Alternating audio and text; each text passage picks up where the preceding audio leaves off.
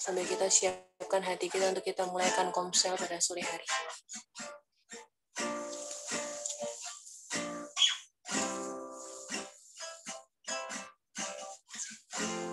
Ku datang Tuhan, baharui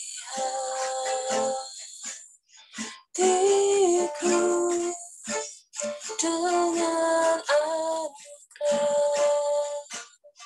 di dalam Engkau.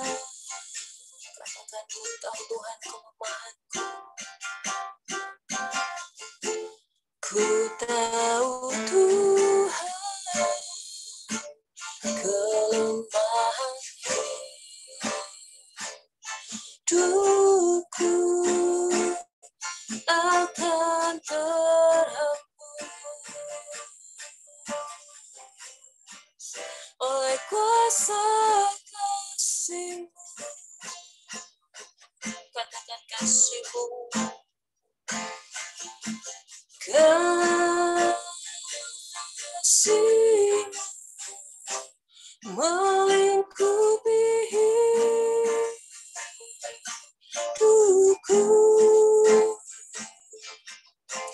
Bawaku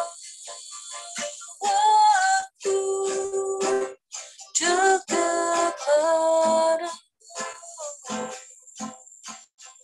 Katakan ku kan terbang, ku kan terbang bagaikan raja wali. Rohmu mengangkatku terbang lebih tinggi oleh kuasa kasih-Mu. Dari depan kembali kita nyanyikan pujian ini. Ku datang Tuhan, baharui hatiku dengan anugerah di dalam Engkau. Akan ku tahu Tuhan kelemahan hidupku terhapus, dan ku tahu Tuhan kelemahan hidupku akan terhapus oleh kuasa kasih-Mu. Kasih-Mu Tuhan,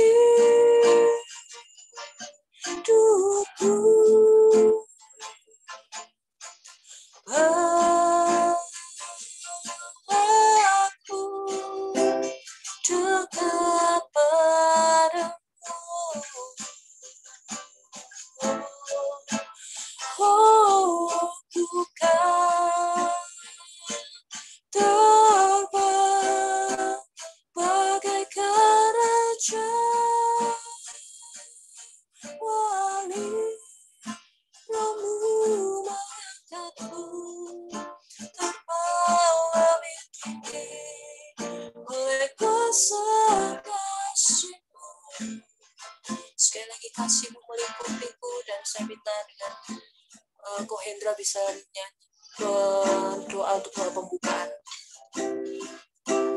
Melingkupi hidupku, aku dekat padamu.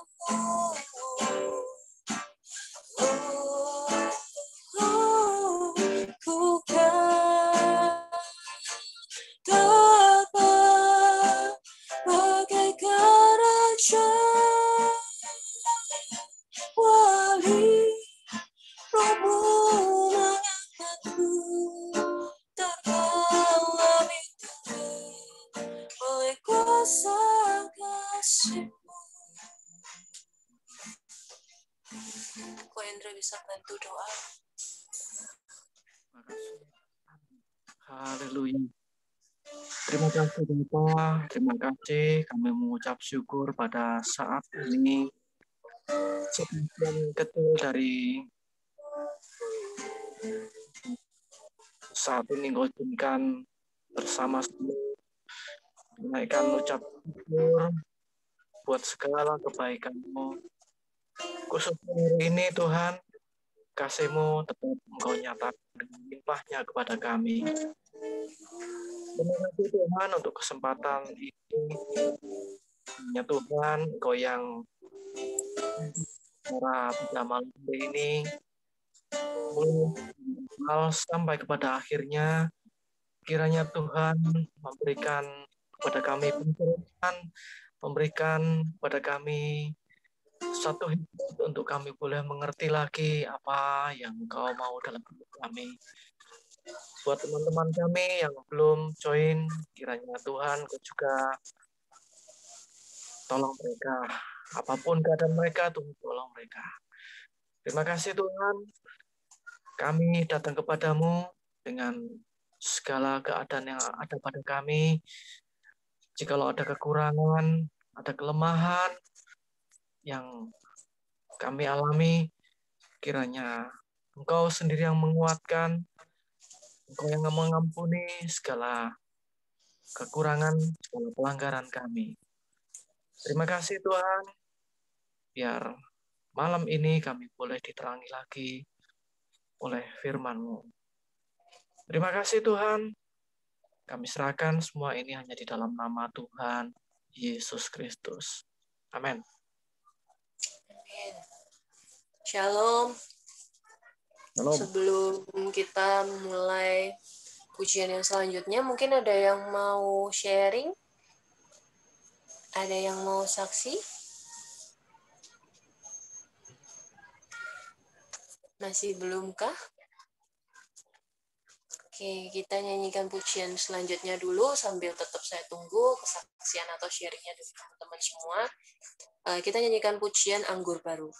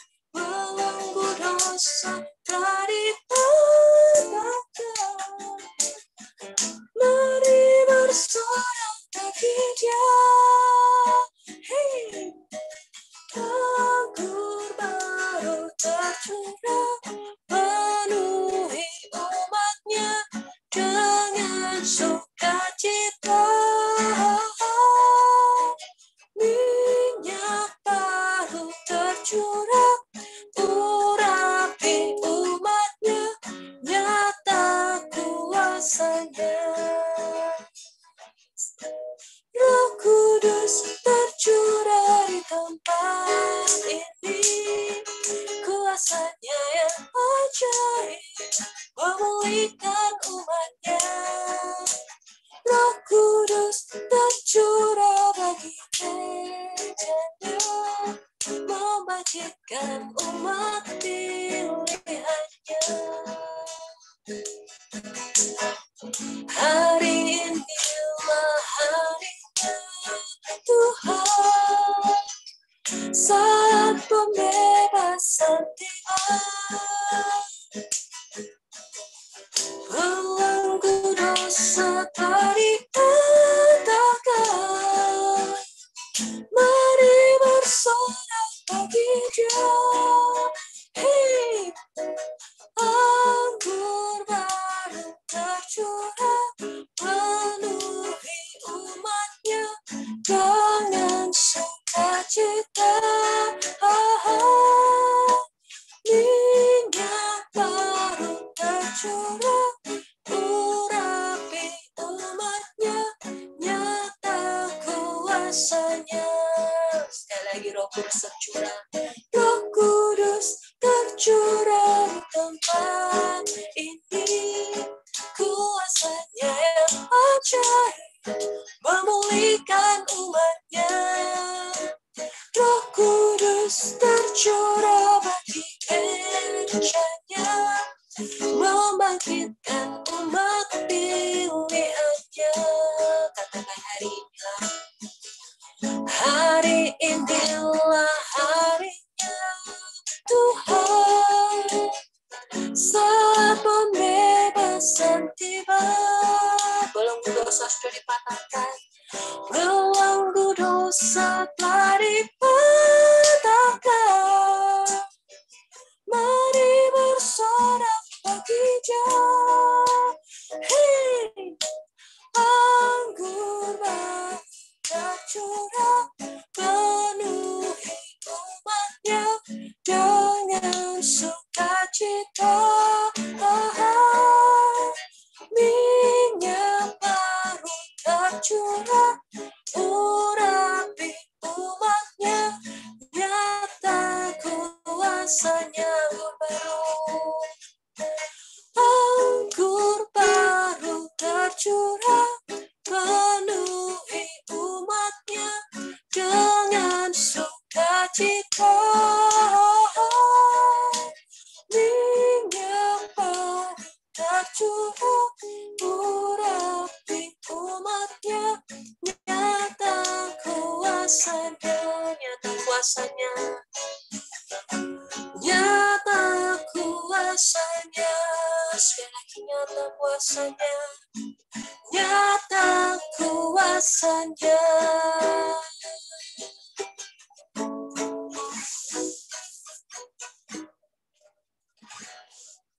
Oke, ada yang mau sharing? Ada yang mau menyaksikan cinta Tuhan dalam hidupnya?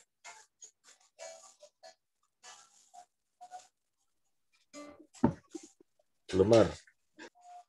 Belum ya, Ko.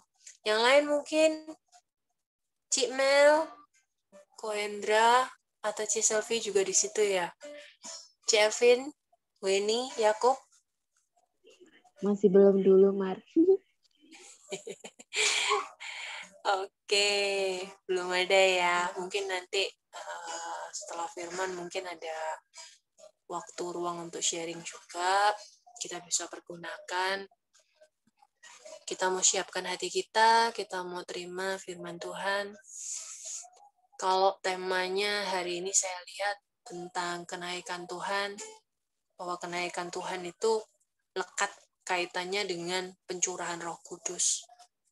Yang kita nantikan hari Pentakosta, minggu depan, nanti minggu ini, pas 10 hari setelah kenaikan Tuhan. Terus terang waktu ibadah minggu kemarin, Om Ayub sempat bahas ya tentang Roh Kudus, tentang pertobatan, tentang kehidupan kita, gimana hari-hari ini.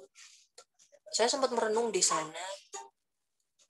Selama setahun lebih ini kita hampir ya istilahnya nggak pernah bergereja ya. Kita bergerejanya cuma lewat online aja, dan kita nggak pernah langsung tatap muka, langsung beribadah di gereja.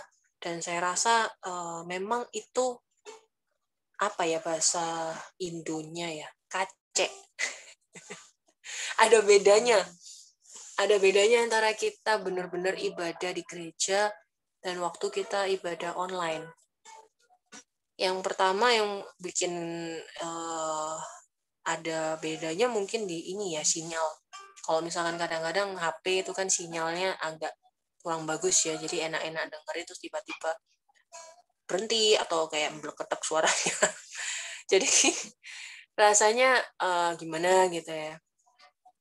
Dan selama setahun lebih ini saya flashback kembali pengiringan saya sama Tuhan. Saya merasa jujur itu stuck.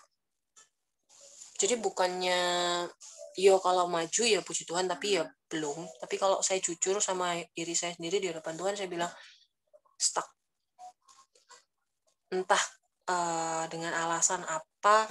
Sebenarnya kalau saya tahu sih, kalau misalkan kita nggak bergereja pun, karena hidup kita sendiri, hati kita sendiri kan adalah gereja Tuhan. Itu yang paling penting.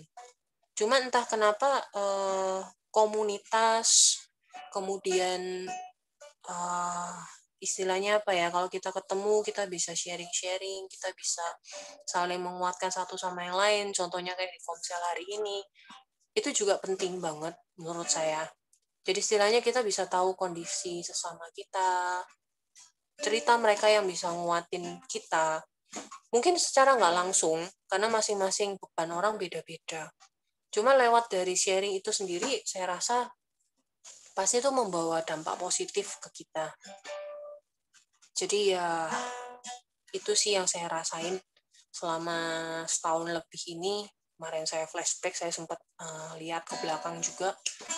Dan saya mau juga ke depannya ini nanti kita ada perbaikan. Saya sendiri pun ada perbaikan. Semoga sih kita sudah bisa mulai bergereja kembali. Tapi walaupun kalau masih belum pun, Tuhan masih belum izinkan, ya paling nggak kita berubah dari pribadi, lepas pribadi terlebih dahulu lah.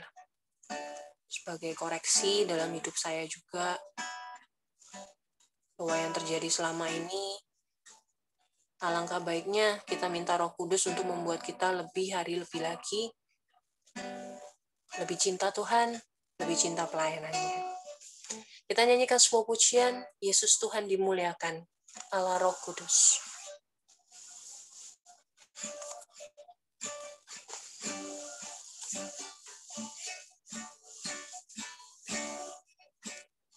Yesus Tuhan ditinggikan,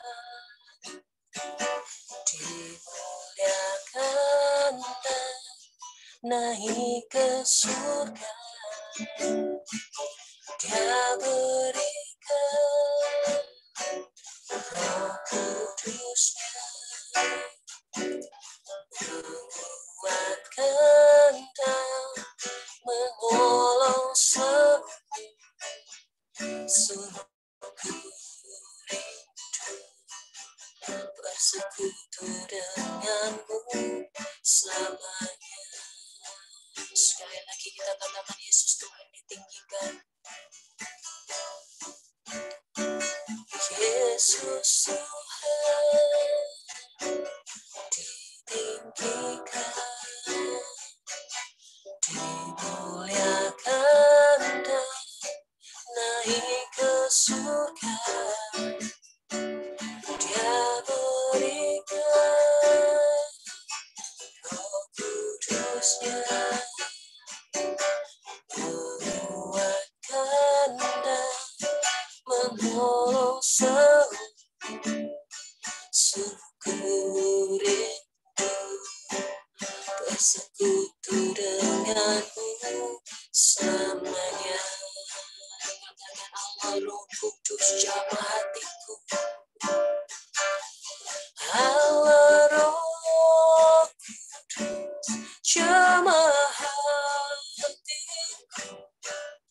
dengan kuasa-Mu,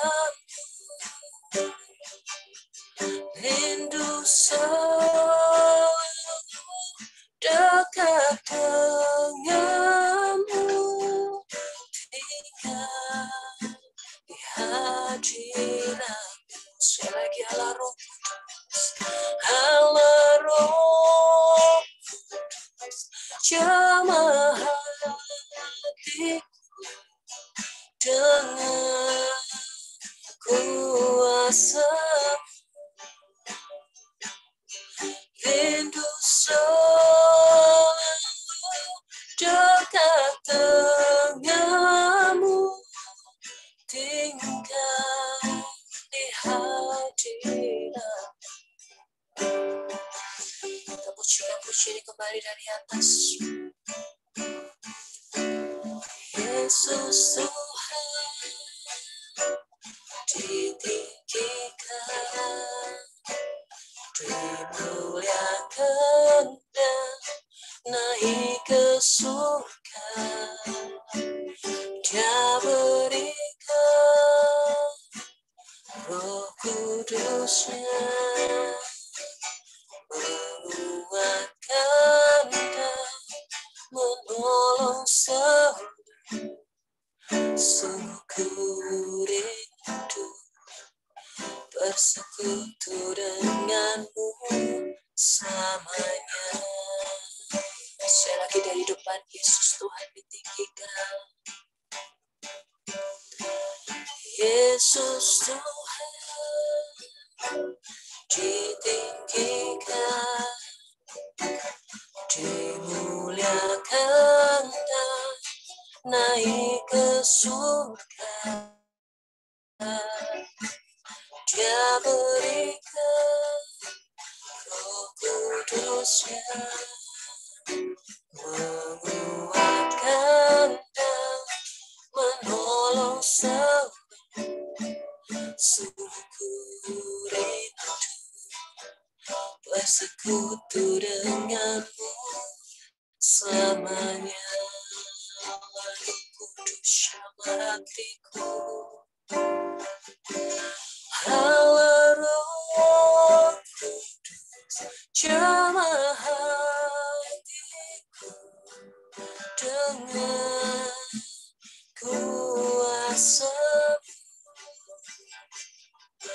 rindu selalu dekat denganmu, tinggal di hadirat. Allah Roh Kudus, jamah hatiku dengan kuasa-Mu, rindu selalu dekat denganmu, tinggal di hadirat. Allah Roh Kudus, saya pelayanan saya kembalikan. Roh Kudus, jamah hatiku dengan kuasa-Mu, rindu selalu dekat denganmu, tinggal di hadirat-Mu, rindu selalu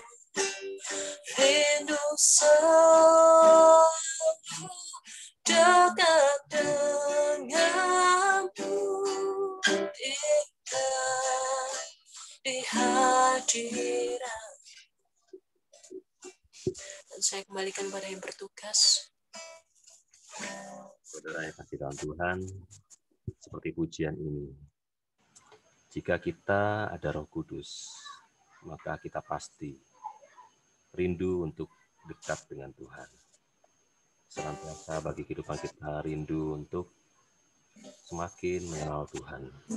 Sebab Roh Kudus adalah Roh Allah sendiri yang ditempatkan dalam hati kita, sehingga setiap orang, setiap pribadi yang mempunyai Roh Kudus dalam hatinya, dia akan mencari Tuhan.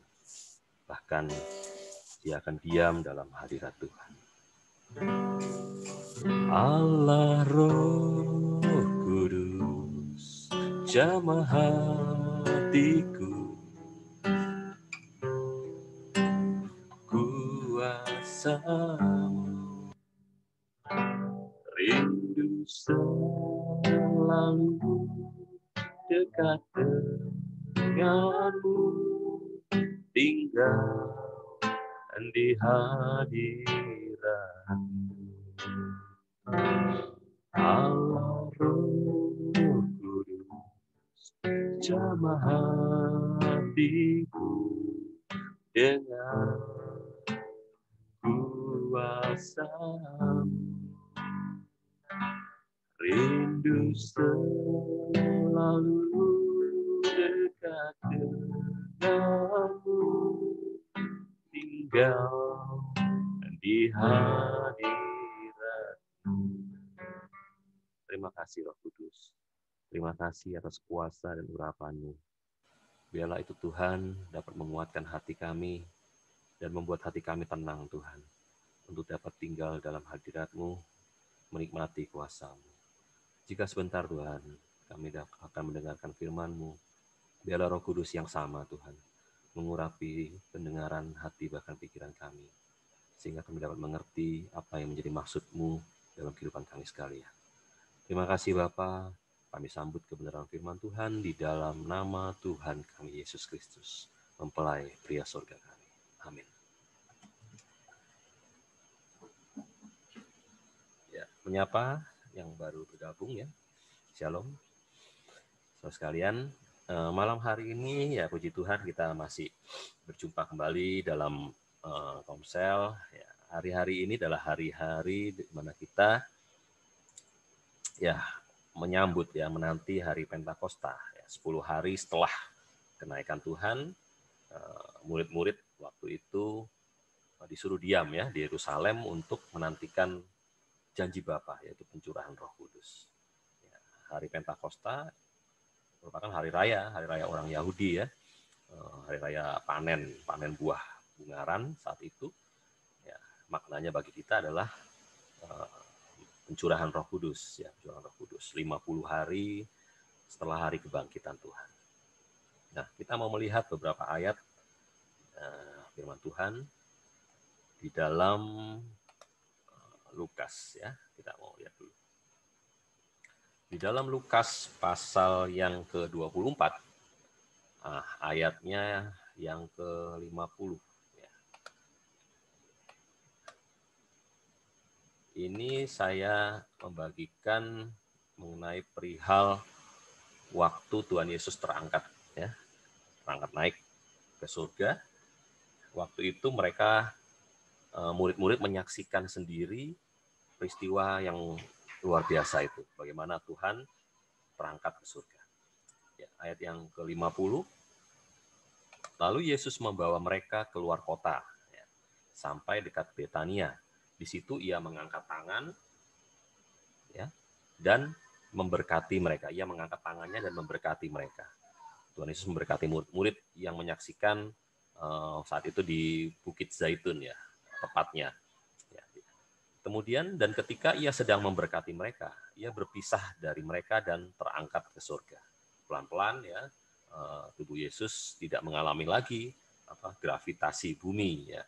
Kalau gravitasi itu benda apapun dilemparkan ke atas pasti jatuh ke bumi, karena bumi ini mengandung magnet. Tapi tubuh Yesus, tubuh kebangkitan Tuhan saat itu tidak lagi mengalami gravitasi, dia terangkat ke surga. Lalu ayat 52, mereka sujud menyembah kepadanya, lalu mereka pulang ke Yerusalem dengan sangat bersukacita. Ayat yang ke-53, mereka senantiasa berada di dalam bait Allah dan memuliakan Allah. Jadi benar, mereka ini menuruti apa yang menjadi perintah Tuhan untuk tetap diam di Yerusalem, ya, senantiasa berada dalam bait Allah dan memuliakan Allah. Kurang lebih ada 20 orang dari murid-murid ya yang menyaksikan kenaikan Tuhan. Ya, saat itu cukup banyak.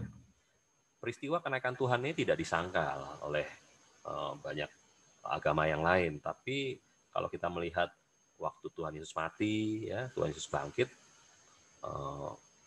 banyak ajaran lain, ya agama lain pun menyaksikan, ya tidak percaya. Ya, bahkan imam-imam kepala waktu itu menyebarkan isu kalau mayat Tuhan Yesus itu dibawa kabur oleh murid-murid. Yang bangkit itu bukan Tuhan Yesus, tetapi peristiwa kenaikan Tuhan ini tidak disangkal oleh mereka. Ya, karena benar-benar itu disaksikan oleh banyak orang, ya, peristiwa kenaikan. Dan mulai saat itu, Yesus itu disembah, ya, diakui sebagai Allah, Mesias, peristiwa kenaikannya. Waktu sebelum Yesus bangkit, ya, masih berada di dunia ini, ya, mengajar, mereka mengakui Yesus sebagai guru, sebagai tabib. Tapi saat Yesus mati, bangkit, bahkan naik ke surga, mereka, murid-murid pun benar-benar mengakui bahwa Yesus adalah Allah. Maka mereka bisa sujud menyembah kepada Dia. Kita mau melihat dalam kisah yang lain. Lukas, ya, Lukas ini ditulis oleh murid Yesus yang bernama Lukas, ya. Penulisnya sama dengan Injilnya. Itu profesinya waktu itu dia adalah tabib, ya, dokter. Nah, murid Lukas yang bernama Lukas ini bukan dari bagian dari 12 rasul, dia adalah bagian dari 70 murid, ya. Waktu setelah 12, ya, murid berkembang menjadi 70. Nah, Lukas itu ada di salah satu dari nama-nama dari 70 murid itu. Dia menulis kitab Lukas dan juga para rasul, ya. Kisah para rasul itu ditulis oleh Dr. Lukas ini. Selain dalam Lukas 24, Lukas pun menulis di kisah para rasul. Kita mau melihat di dalam kisah pasal yang ke-1, ya. Kisah para rasul pasal yang pertama, ayat yang ke-9. Ini juga tentang peristiwa kenaikan Tuhan. Ya, anak kenaikan Tuhan. Kita lihat.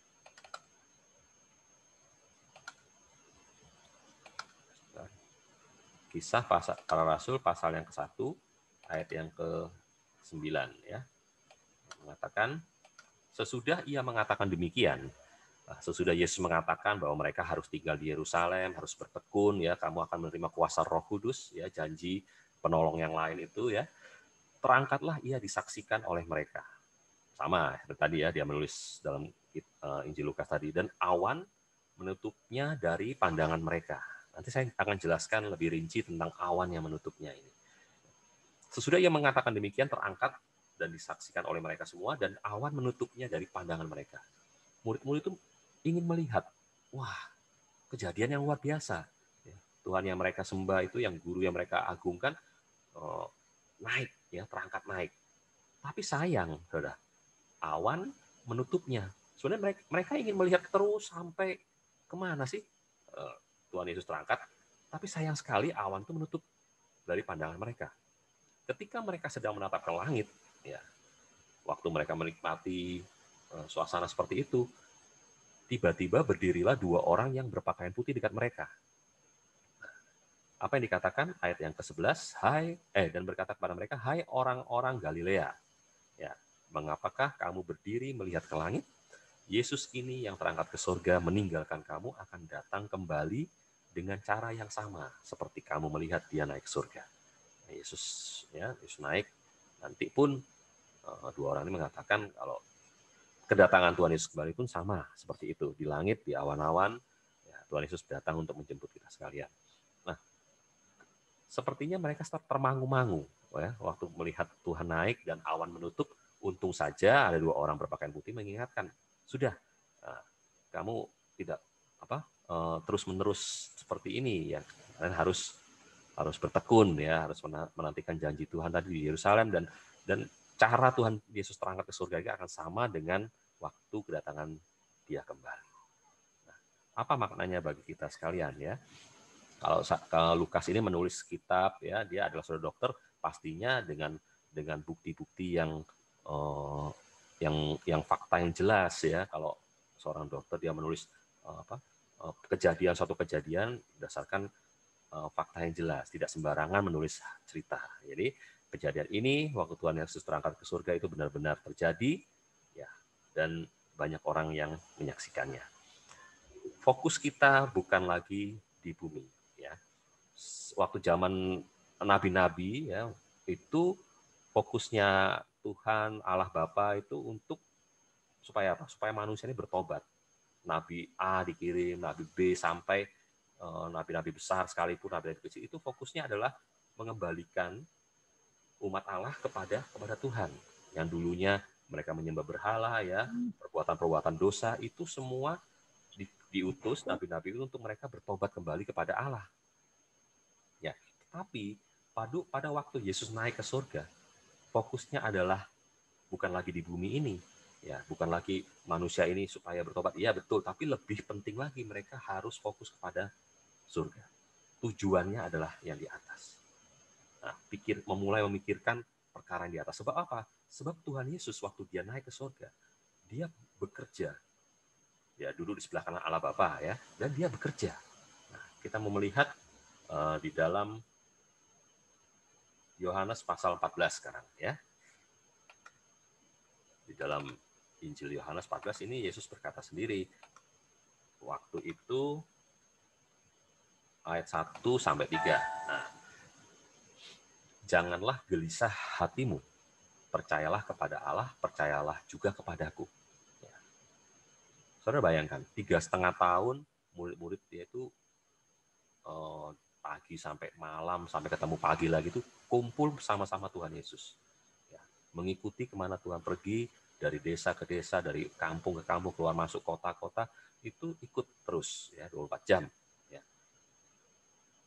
Tapi waktu Tuhan itu mati, ya bahkan bangkit, bahkan ditinggal naik surga, bagaimana perasaan murid-murid suasana saat itu? Ya seperti ayam kehilangan induknya. Makanya sudah dibekali oleh Tuhan, janganlah gelisah hatimu. Ya, percayalah kepadaku, kepada Allah ya. Ayat 2, di rumah Bapakku banyak tempat tinggal. Ya, surga ya, di banyak tempat tinggal. Jika tidak demikian, tentu aku mengatakannya kepadamu. Sebab aku pergi ke situ untuk menyediakan tempat. Nah, jadi Tuhan waktu naik ke surga, ya, duduk di sebelah di sebelah kanan tahta Allah Bapa, dia pun bekerja sampai saat ini untuk menyediakan tempat bagi murid-murid waktu itu. Tentunya bagi kita semua. Ya, kita harus percaya, yakin bahwa sebenarnya rumah kita yang abadi itu sudah disediakan, ya sedang dikerjakan oleh Tuhan. Cuma ya belum selesai seluruhnya. Ya kalau sudah selesai pasti Tuhan Yesus akan datang kembali. Nah, sudah sampai mana pekerjaan rumah saudara, rumah kita sekalian? Ya, bisa jadi baru pondasi ya di sana, atau sudah bentuk dinding ya, sudah bentuk kamar-kamar begitu, sudah ada ruang-ruangannya. Mungkin ada yang sudah jadi atapnya. Nah, semuanya itu masih dalam proses pengerjaan. Nah, mengatakan, aku pergi ke situ untuk menyediakan tempat bagimu. Dan apabila aku telah pergi ke situ dan telah menyediakan tempat bagimu, nah, saat ini Tuhan sudah pergi ke sana. Tuhan Yesus naik ke surga, sudah pergi ke tempat situ, ya tempat itu ya. Dan telah menyediakan tempat bagimu, aku akan datang kembali dan membawa kamu ke tempatku, supaya di tempat di mana aku berada, kamu pun berada. Ya. Jadi Tuhan Yesus masih bekerja sampai saat ini. Ya. Dia akan membawa kehidupan kita saat dia datang kembali. Ya, sangat erat hubungannya antara kenaikan Tuhan dengan kedatangannya kembali. Ya, tidak itu merupakan satu kesatuan yang tidak dapat dipisahkan. Ya. Berapa lama rentang waktu antara dia naik ke surga dengan datang kembali? Ya, sudah lewat 2000 tahun. Ya, waktu Tuhan naik itu pada zaman-zaman gereja awal-awal ya, sebelum gereja dibentuk ya, awal-awal waktu itu sudah 2000 tahun lebih, sampai sekarang belum ada ya kedatangan teman, tanda-tandanya kita sudah mengetahuinya. Kita harus peka bahwa ini adalah hari-hari yang terakhir. Nah, selanjutnya kita mau melihat di dalam Yohanes 18 ayat 36 ya. Yohanes pasal 18 ayat 36, Yesus menjelaskan bahwa kerajaannya itu bukan dari dunia ini. Ya, jawab Yesus, kerajaanku bukan dari dunia ini. Jika kerajaanku dari dunia ini, pastilah hamba-hambaku telah melawan. Supaya aku jangan diserahkan kepada orang Yahudi. Waktu itu dia di hadapan Pilatus untuk diadili ya. Akan tetapi kerajaanku bukan dari sini. Dia menjelaskan. Dia datang itu bukan untuk menjadi raja orang Yahudi. Dia datang bukan untuk membebaskan Israel atau Yahudi dari penjajahan Romawi, bukan. Tapi dia datang untuk menyelamatkan umat manusia, dan kerajaan Tuhan ya bukan dari dunia, dia berasal dari atas ya. Makanya dia kembali kepada atas, kepada naik ke surga, membuktikan bahwa surga itu benar-benar ada ya. Pak Gembala sudah menjelaskan bahwa surga itu Tuhan Yesus naik ke tempat yang paling tinggi ya, melebihi Henokh, melebihi Elia, melebihi Paulus yang pernah dibawa di tingkat yang ketiga dari surga. Yesus melebihi ya, lebih tinggi, membuktikan bahwa benar-benar surga itu ada dan sedang dikerjakan ya, rumah-rumah kita di sana sedang dikerjakan oleh Tuhan. Ya, Yesus tidak berasal dari dunia ini. Sekarang dalam Kolose, surat Kolose pasal yang ke-3 ayat 1 dan 2, ini Paulus menyebutkan bahwa kita ini jangan fokus lagi dengan perkara-perkara yang di dunia. Seperti waktu murid-murid itu menatap Tuhan naik ke surga. Sayang awan menutupi pandangan mereka. Ya, ini menggambarkan bahwa kehidupan kita pun ya harus fokus pada perkara yang di atas. Karena itu, kalau kamu dibangkitkan bersama dengan Kristus, carilah perkara yang di atas, di mana Kristus ada, ya, duduk di sebelah kanan Allah. Pikirkanlah perkara yang di atas, bukan yang di bumi. Sudah waktunya kita semua memikirkan perkara yang di atas. Ya, bagaimana pengembangan dari pelayanan kita, ya, semuanya ditujukan kepada hanya untuk kemuliaan nama Tuhan. Ya. Tidak lagi disibukkan dengan hal-hal dunia ini, ya, bagaimana mengembangkan, ya boleh saja asal itu sesuai dengan kehendak Tuhan, karir mungkin ya, apapun yang kita kejar di dunia ini, tapi fokus kita, pandangan kita jangan sampai lepas dari perkara yang di atas, yaitu kemana Tuhan Yesus pergi tadi, ke surga, Yerusalem baru. Itu tujuan dari akhir dari pengikutan kita ya, Yerusalem baru. Nah, Rasul Paulus sudah menjelaskan demikian karena apa?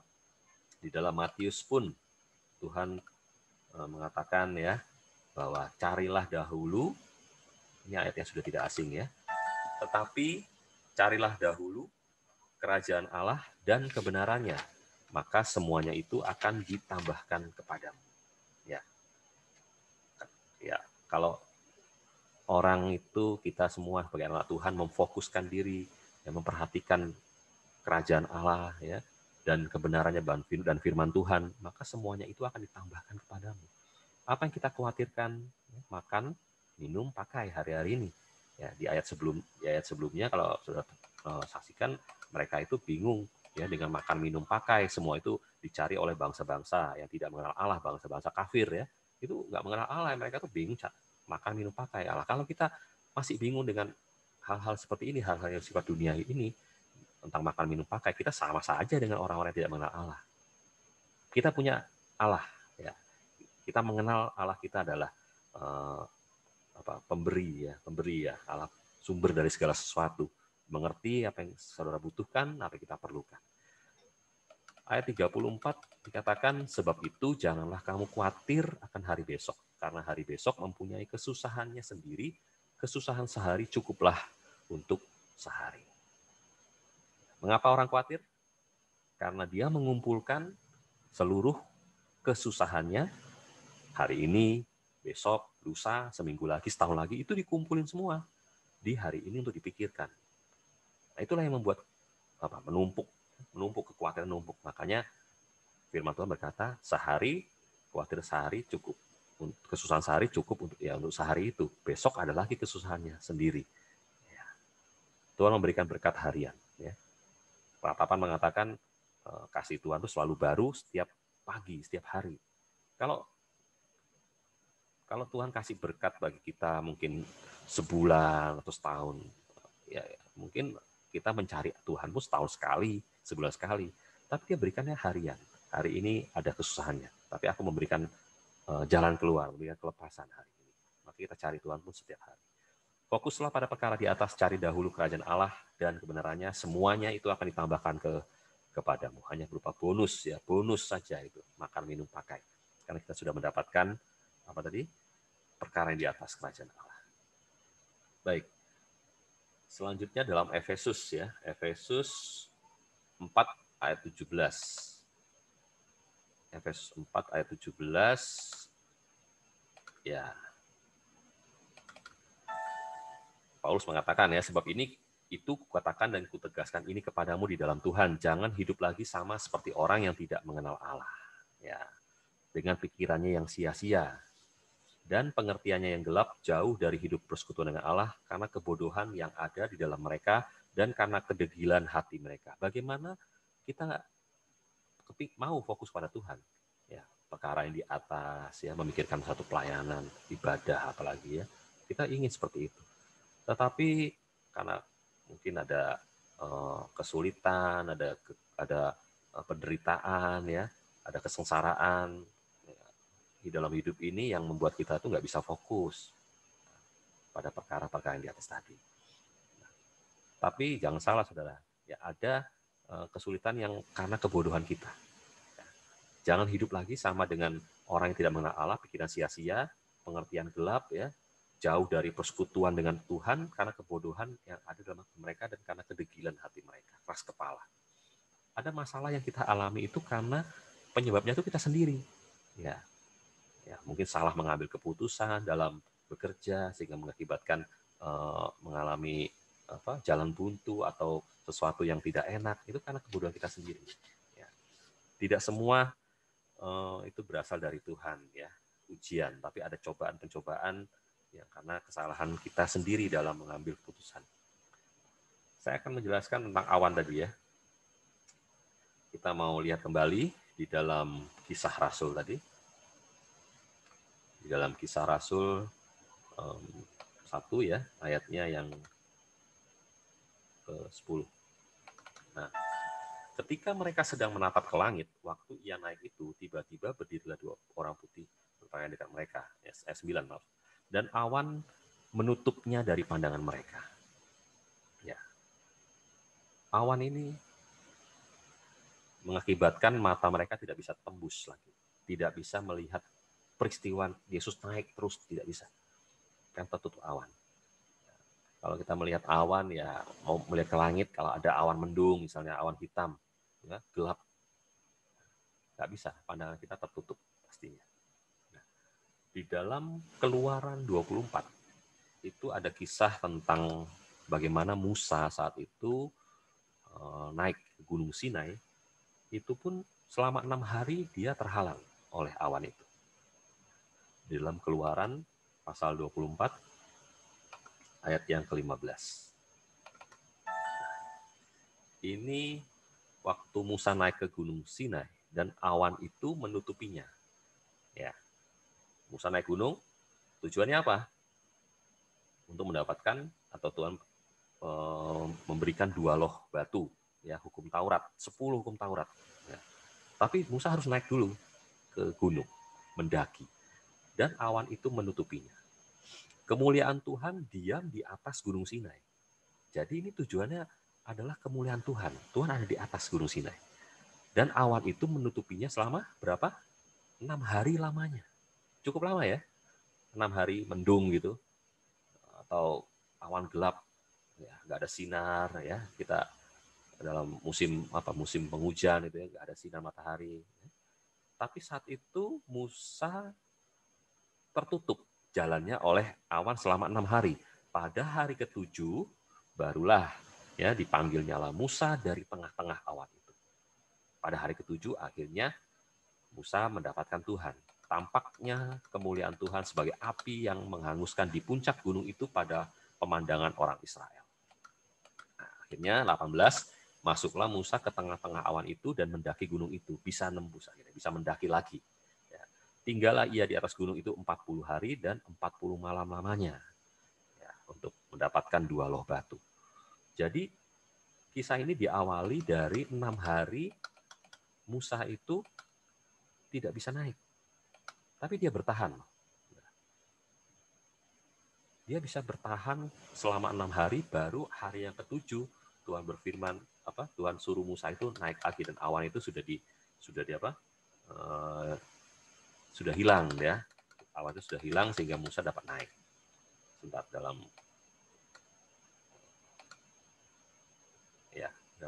ayat yang ke-14 tadi. Nah, ya, 15. Kemudian 16, kemudian Tuhan diam di atas gunung Sinai dan awan itu menutupnya 6 hari lamanya. Ini mengingatkan saya waktu masa penciptaan. Ya. Hari pertama Tuhan menciptakan terang, ya, cakrawala, menciptakan air, lautan, ya, dan binatang-binatang yang tinggal di situ. Ya, menciptakan binatang-binatang. Hari ke-6 Tuhan menciptakan manusia, ya, Adam dan Hawa. Hari ke-7 Tuhan beristirahat. Beristirahat, dia menguduskan hari itu, hari ke-7 itu, dan memberkati hari ke-7 itu. Ya. Seperti Musa waktu mendaki ke gunung, dia tertutup oleh awan, tidak bisa untuk terus, tapi hari ke-7 Tuhan berikan kemuliaannya untuk dapat dilihat oleh Musa. Kita pun demikian, ya. 6 hari saudara kerja, ya, kerja. Hari ke-7 hari Sabat, itu waktunya kita khususkan. Tuhan mengkhususkan bahkan hari itu untuk dapat bertemu dengan kita, ya, lewat ibadah tentunya di hari Sabat. Bagaimana kita pun harus menghargai hari itu, karena hari itu adalah hari yang dikhususkan Tuhan memberkati kehidupan kita sebenarnya. Ya, Musa dapat menembus awan itu karena pertolongan Tuhan. Sekarang kita mau melihat di dalam Ratapan 3. Ya. Awan ini ya berbicara soal masalah atau apapun problem yang kita hadapi, sehingga kita nggak bisa fokus lagi pada perkara yang di atas. Seperti murid-murid tadi tidak bisa melihat peristiwa kenaikan Tuhan terus, ya, karena awan tertutup oleh awan pandangan mereka. Di Ratapan pasal yang ketiga ayat yang ke-44. Ini mengatakan, engkau menyelubungi dirimu dengan awan sehingga doa tidak dapat menembus. Jadi waktu berdoa itu nggak bisa tembus hadirat Tuhan. Kenapa? Karena ada awan di situ. Tuhan mengizinkan ada awan antara yang berada di antara doa kita dengan tahtanya Tuhan. Pernah mengalami dalam suasana doa gitu, rasanya kok susah, ya, nggak bisa tembus. Itu ada awan yang masih berjalan-jalan, ya, itu di atas kita, ibaratnya menghalangi doa kita. Musa itu 6 hari dalam suasana seperti itu. Dia berdiam, tapi dia bertahan. Coba kalau Musa itu nggak bertahan, hari kedua misalnya, dia naik ke Gunung Sinai, ada awan gelap, turun dia. Nggak ada dapat itu namanya 2 loh batu hukum Taurat. Tapi dia bertahan terus di situ 6 hari. Hari ke-7, Tuhan angkat itu awan, bisa tembus. Nah, waktu kita berdoa pun demikian. Ya, saudara. Kalau dalam doa, ya apalagi ibadah penyembahan mungkin, ya, itu masih awal-awal doa mungkin masih kacau pikiran. Nah, itu awan yang membuat kita nggak bisa tembus doa kita. Terus bertahan, ya, bertahan sampai akhirnya Tuhan nyatakan, ya, hadiratnya. Nah, di saat Tuhan nyatakan hadiratnya, suasana itu langsung berubah. Ya, saya pernah merasakan, ya, itu memang harus kita rasakan. Ya. Coba usahakan, ya, kita punya ibadah, ya, ibadah doa. Ya, memang selama pandemi ini mau nggak mau, ya, saya harus melayani ibadah itu, ya. Nah, tetap berdoa. Tapi pun lebih penting lagi doa secara pribadi itu harus kita mengalami ini, menembus awan tadi. Ya, kita Ratapan mengatakan demikian. Sekarang Ayub, ya, Ayub 26 di ayatnya yang ke-9.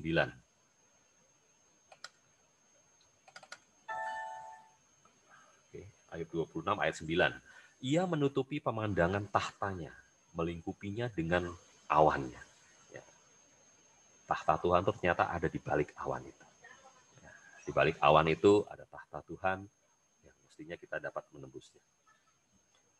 Ya, ini penjelasan dari awan tadi, ya. Sekarang kita melihat di dalam arti dari awan tadi apa? Ya, ada beberapa, ya kurang lebih ada 6 ya. Yang pertama di dalam Mazmur pasal 78.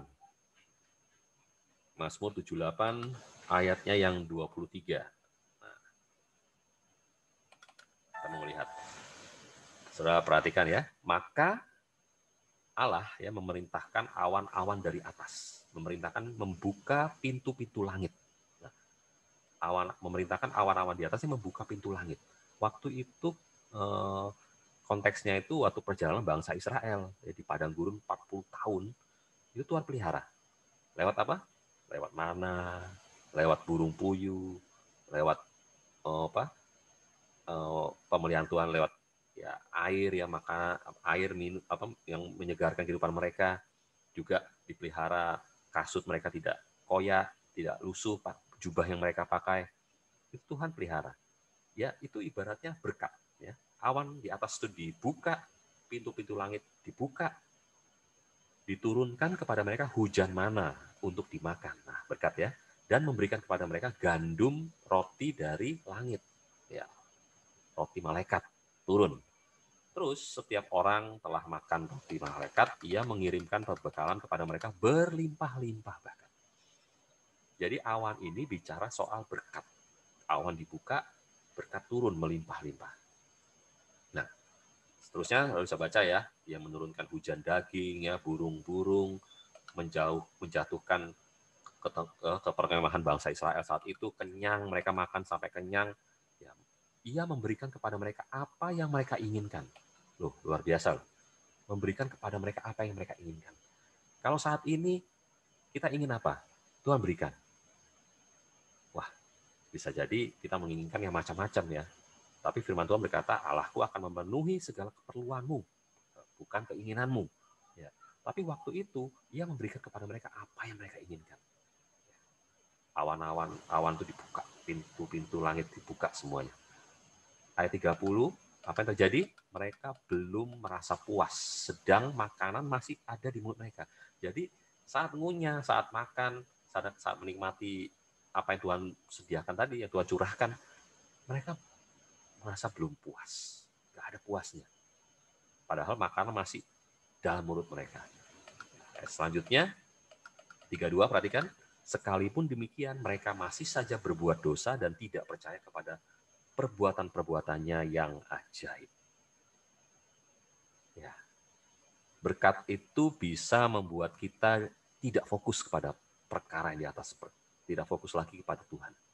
Berkat jasmani ya, ini bicara soal berkat jasmani.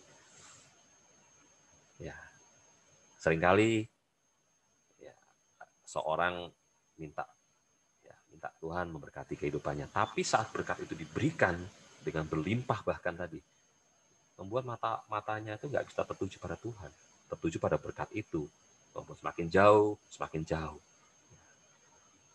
Sekalipun demikian, mereka masih saja berbuat dosa, tidak percaya.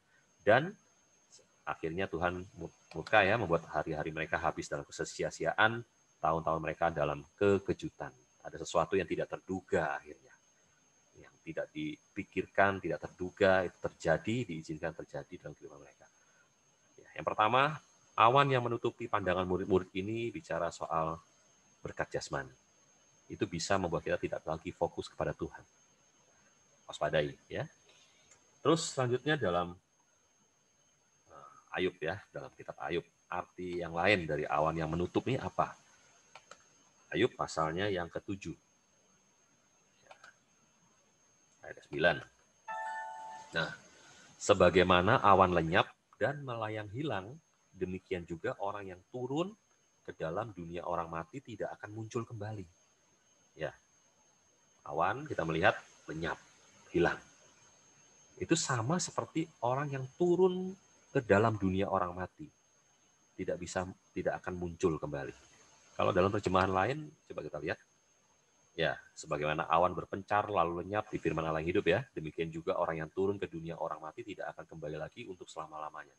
Artinya apa? Saya merenungkan ayat ini, maksudnya apa? Awan ini lenyap sama seperti orang yang turun ke dalam dunia orang mati. Jadi, saat kita hidup di dalam Tuhan, terus kita ingat lagi kehidupan kita yang lama. Nah, turun ke dalam dunia orang mati, berarti kan itu harusnya segala pelanggaran, segala dosa kita, kebiasaan buruk kita sudah mati, harusnya dibaptis dan itu sudah tinggal dalam air baptisan itu dan kita mendapatkan hidup yang baru. Tapi kalau kita turun kembali, istilahnya itu kembali melakukan kehidupan lama kita, ya, kesenangan-kesenangan yang lama, kita nggak bisa fokus kepada perkara yang di atas, tidak bisa fokus kepada Tuhan.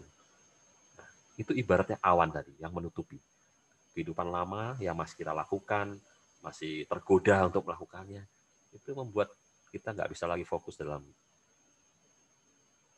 kepada Tuhan. Seperti Kolose tadi ya, harus tidak mengalami lagi kebangkitan dan memikirkan perkara-perkara itu nggak bisa. Karena tergoda pada kehidupan lama. Turun ke dalam dunia orang mati. Selanjutnya yang ketiga ya, arti awan yang menutupi ini juga dalam Ayub 30 ayat 15 mengatakan apa? Kedahsyatan ditimpakan kepadaku, kemuliaanku diterbangkan seperti oleh angin dan bahagiaku menghilang-hilang seperti awan. Ya. Kebahagiaannya tuh menghilang seperti awan. Apa artinya? Dalam firman Allah hidup, sekarang aku hidup dalam ketakutan. Seluruh harta dan kemuliaanku telah lenyap seperti awan yang tertiup angin kencang. Nah, kitab Ayub ini bicara apa? Dimulai kisahnya waktu Ayub ini seorang yang kaya raya ya. Kaya raya, hartanya ludes, habis, bahkan anak-anaknya mati semua, 10 orang. Ya. Ayub nggak jadi jatuh miskin ya, istilahnya nggak punya apa-apa. Awan yang menutupi pandangan murid-murid ini bicara juga soal harta dan kekayaan kita. Itu bisa membuat orang tidak lupa kepada Tuhan. Tidak lagi mikirin ya bagaimana pelayanan, bagaimana gereja, udah nggak usah dipikirin. Karena apa? Karena harta itu yang dikejar. Harta kekayaan itu yang dikejar. Mamon yang dikejar. Membuat fokus. Harusnya kita sebagai hamba-hambanya tahu bahwa kita diciptakan untuk melayani Tuhan, tapi karena hal-hal semua itu membuat kita nggak lagi fokus. Nah, harta dan kemuliaan, ya.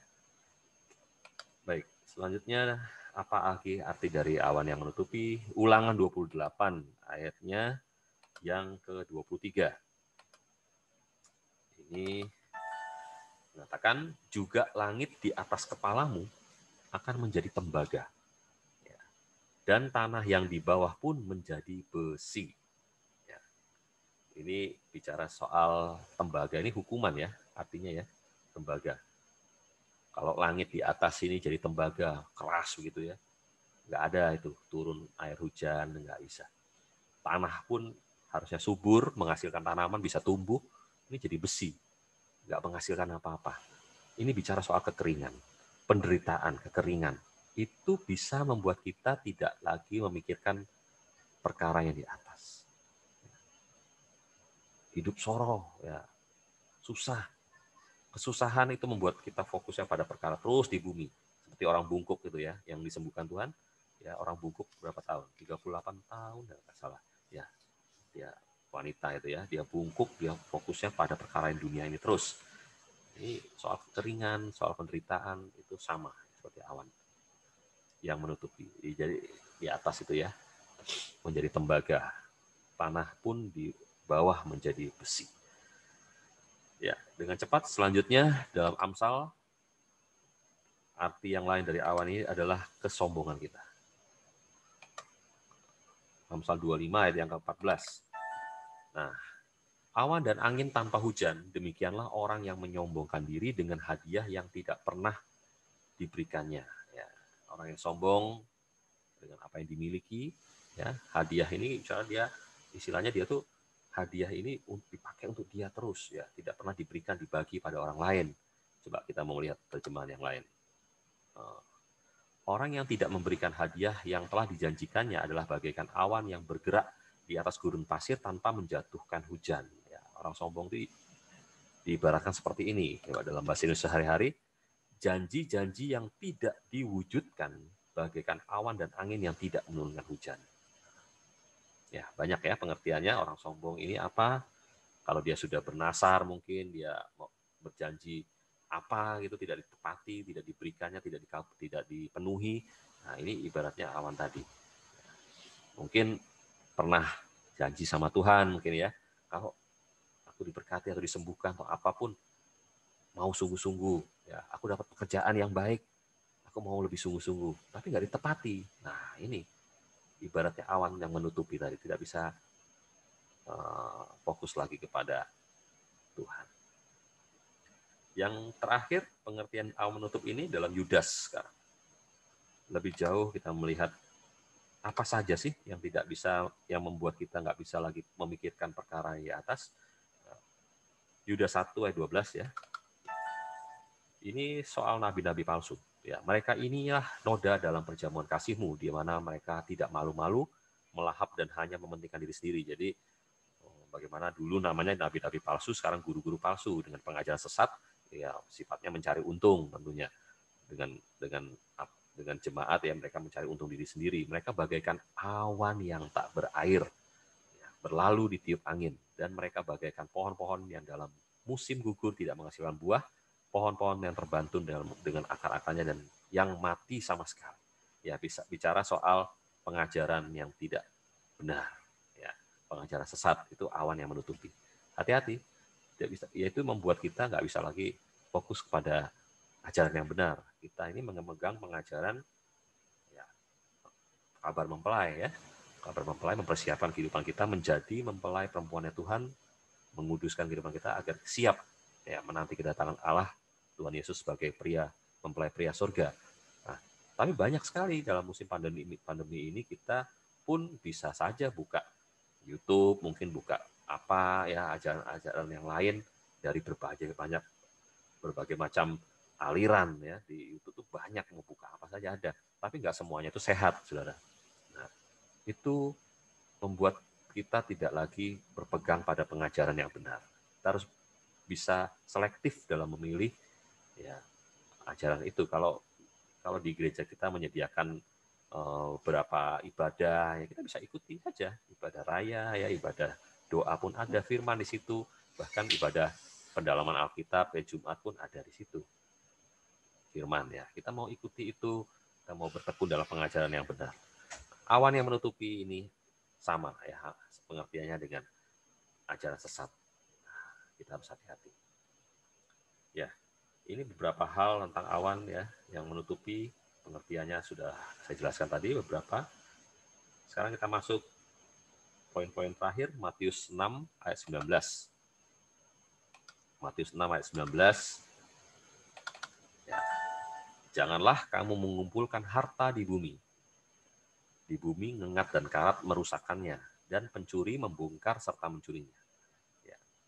Berarti kita harus mengumpulkan harta di sorga. Ini 20 ya.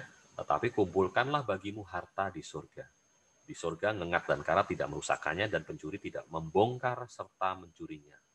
Ya. Mulai memikirkan perkara yang di atas. Ya. Mulai memikirkan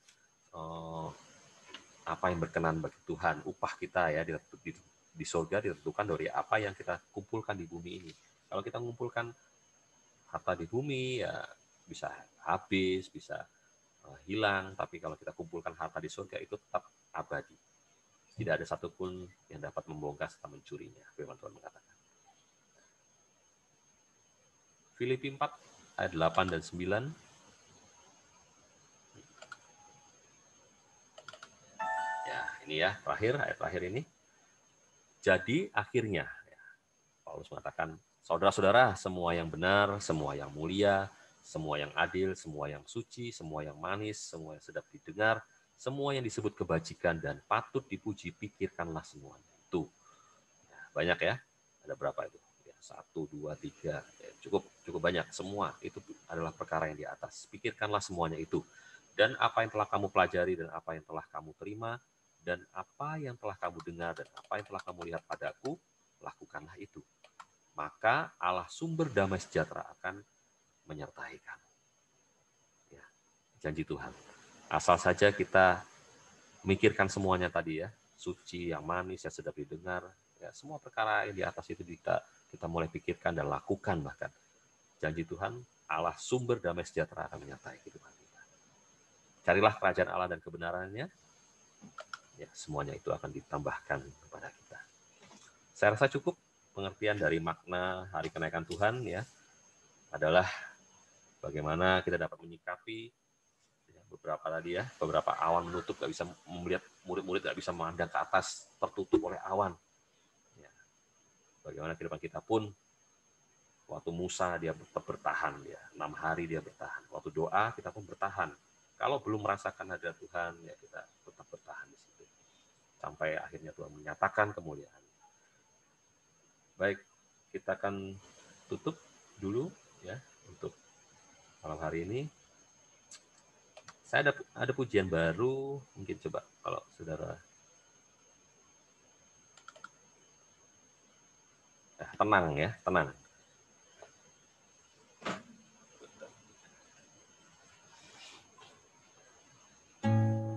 Bapa kau mendengar seruan hatiku, tak pernah kau lepaskan dari kasih-Mu. Lewat lembah gelap, kau temani aku. Roh-Mu bekerja selalu untuk kebaikanku, mengalir kuasa dari tempat maha tinggi. Bapa ya, kau hadir di sini, memulihkan hati, menyembuhkan yang terluka. Ku kan tenang bersamamu, Bapa. Mengalir kuasa dari tempat maha tinggi. Bapa kekal mulia, kau hadir di sini, memulihkan hati, menyembuhkan yang terluka. Ku kan tenang bersamamu, Bapa. Ku kan tenang bersamamu, Bapa. Ku kan tenang bersamamu, Bapa. Terima kasih Tuhan atas firman-Mu yang kami terima, di mana kami sudah memperingati hari kenaikan-Mu, dan waktu-waktu ini Tuhan, kami mau bertekun dalam menantikan Roh Kudus. Kami percaya bahwa Roh Kudus sudah ada dalam kehidupan kami semua, bahkan tinggal di dalam hati kami, menyertai kehidupan kami untuk selama-lamanya. Tapi kerap kali kami tidak menghidupi Roh Kudus itu yang sudah ada dalam hati kami. Biarlah Tuhan, menjelang hari Pentakosta ini Tuhan, kami dapat kembali Tuhan, disegarkan roh kami, agar kami mengingat dan kami paham bahwa Roh Kudus sudah ada, sehingga kami harus menghidupinya, dan kami dapat berjalan untuk dipimpin oleh Roh Tuhan. Berkati kehidupan kami semua, agar kami Tuhan tetap fokus pada perkara yang di atas, bagaimana firman-Mu, kami dapat menembusi awan yang menutupi itu Tuhan. Kami tidak terpesona pada berkat-berkat yang bersifat jasmani, pada harta yang di dunia ini, dan juga Tuhan kami mewaspadai kesombongan, bahkan pengajaran-pengajaran sesat Tuhan yang seringkali dapat membelokkan Tuhan hati percaya kami kepada Tuhan. Terima kasih Bapak, sertai teman-teman kami yang tidak dapat hadir, grup Maranatha Tuhan, dimanapun mereka berada, agar suatu saat nanti Tuhan tidak berkumpul bersama memuliakan nama Tuhan. Lindungi mereka, sertai kehidupan mereka dalam pekerjaan apapun yang mereka lakukan. Terima kasih Bapak. Saya berdoa untuk kami yang sudah hadir malam hari ini dalam pelayanan kami Tuhan, kami serahkan dalam tangan-Mu. Biarlah apa yang kami kerjakan semata-mata untuk memajukan pekerjaan pelayanan-Mu tempat kami berada, dan juga untuk kemuliaan nama Tuhan. Berkati usaha pekerjaan yang kami lakukan, keluarga, hidup nikah, anak-anak, orang tua, orang yang kami kenal Tuhan, seluruhnya Kau berkati. Biarlah kehidupan kami menjadi terang dan menjadi garam bagi kehidupan mereka, dan mempermuliakan nama Tuhan. Terima kasih Bapak, terima kasih Tuhan Yesus. Berdoa juga untuk bangsa dan negara kami, Indonesia ini, dalam segala permasalahan yang terjadi, Tuhan. Berkati para pemimpin bangsa kami, Presiden, Wakil Presiden, para menteri, dan seluruh staf dari pusat sampai daerah, semuanya biarlah mereka dapat takut kepada Tuhan, mengambil keputusan apapun berasal daripada Allah. Terima kasih Bapak. Sekarang Maranatha yang dikasih Tuhan, terimalah berkat dan anugerah dari Allah Bapa, kasih sayang dari Allah Sang Putra, dan persekutuan dengan Roh-Nya yang kudus, menuntun kehidupan kita mulai jam malam hari ini sampai Maranatha Yesus datang kembali menjemput kita sekalian. Di dalam nama Tuhan Yesus, kami terima berkat Tuhan. Haleluya. Amin. Ya, selamat malam. Tuhan memberkati kita sekalian.